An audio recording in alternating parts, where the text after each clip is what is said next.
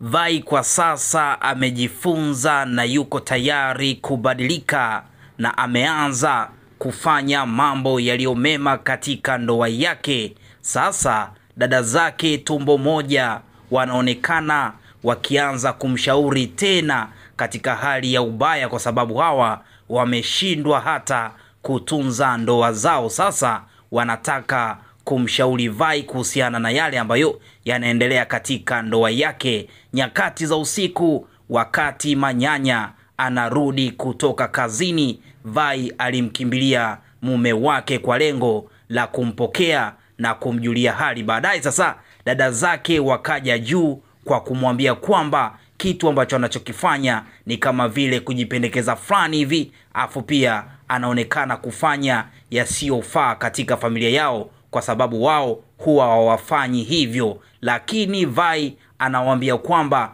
katika ndoa yake mume wake ndivyo alivyomfundisha kwamba akitoka kazini lazima aweze kumpokea. Lakini dada zake wanaonekana kumcheka sana Vai kwa yale ambayo anayafanya, kwa sababu wao hawaamini katika swala zima la kumkimbilia mume wake na kumpokea kama wanavyofanya wao katika ndoa zao, kwa sababu wao hawafanyi hivyo. Sasa wanamcheka huku wakimwambia kwamba hicho kitu hakifai na hakipo katika familia yetu. Hawa dada zake kiukweli hawafai sana katika ndoa yake, na siku zote ndoa huwa inajengwa na watu wawili. Endapo utasikia yale ambayo wanazungumza wengine, basi utashindwa kuendeleza ndoa yako katika eneo zima la furaha, kwa sababu ndoa siku zote ni furaha. Lakini nyakati za asubuhi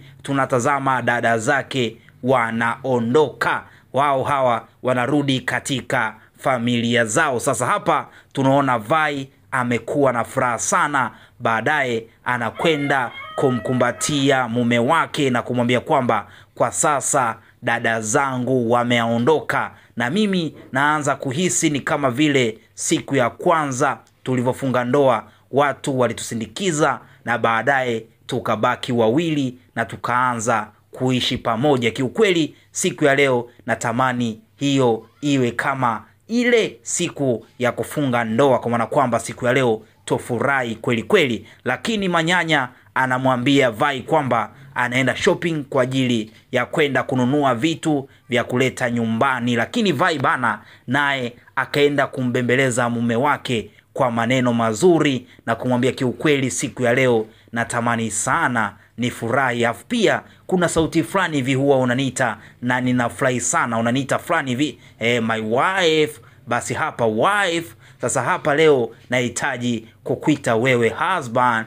choma ndani. Tunakumbuka Manyanya huwa ana kauli nzuri ya kumuita Vai, kumuita ndani ya chumba, na sasa Vai anamshawishi kimadoido mume wake ili aweze kuchoma ndani. Baadaye anambembeleza na kumwambia kiukweli leo nina kiu sana na wewe, siku ya leo tunaweza kufanya chochote sehemu yoyote, kwa sababu tuko peke yetu humu ndani. Sasa hapa mapenzi bana yanazidi kushamili na yanazidi kuwaka kinoma noma. Lakini tunatazama kwa upande wa Mati, mambo ni magumu. Siku imefika ya kutangazwa kwa uchumba, lakini mambo hayaeleweki. Wazazi wanajiuliza kwa sababu Mati hajawaambia wazazi kile ambacho kinaendelea ndani ya mapenzi yake na Manyanya, na sasa wazazi wanawaza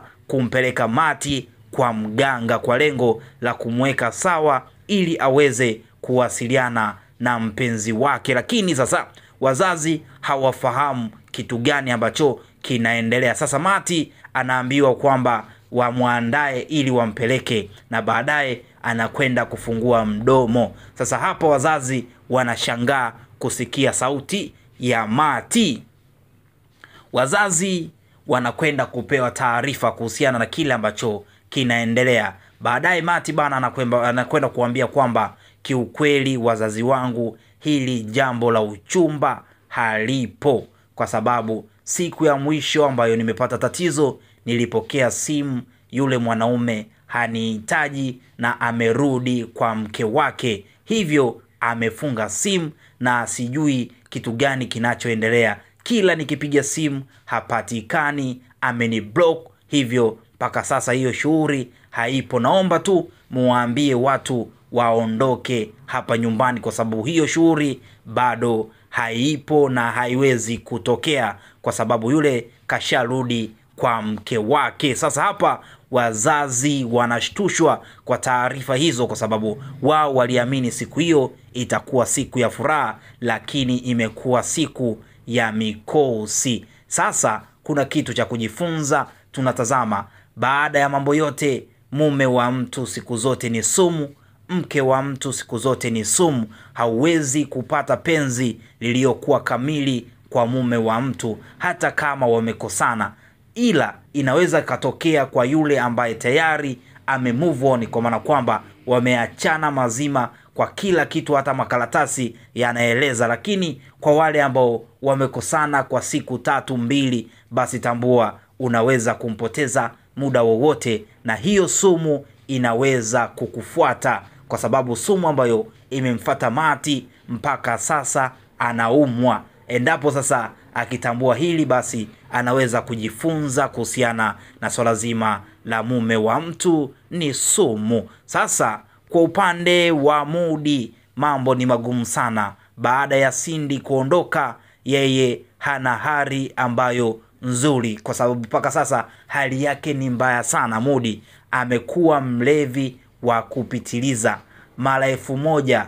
Sasa hizi hata aogi, avai viatu, yeye ni kutembea peku. Yeye anatembea peku, amechafuka miguu, amekuwa kama mwehu fulani hivi au chizi kichaa fulani hivi wa mtaani, na sasa anaonekana hivyo na mawazo yamemtawala sana. Sasa amemfananisha dada mmoja hivi, akiamini kwamba yule atakuwa ni Cindy, lakini yule dada anakwenda kumwambia kwamba mimi sio Cindy. Wanaanza kujibizana pale, lakini tunaona kiukweli Mudi kwa sasa anatamani hata amuone Cindy wake. Hivyo sasa anakwenda kumwambia kwamba Cindy wake alikuwa mzuri, alikuwa akimhudumia, alikuwa akimuogesha. Sasa hayo yote yanatokea kwa sababu amemisi sana Cindy, na Cindy alimvumilia kwa kila hali, na sasa anamwambia kila kitu ambacho kinachoendelea. Naomba basi ukionana na Cindy mwambie Mudi wake, Mudi Muzungu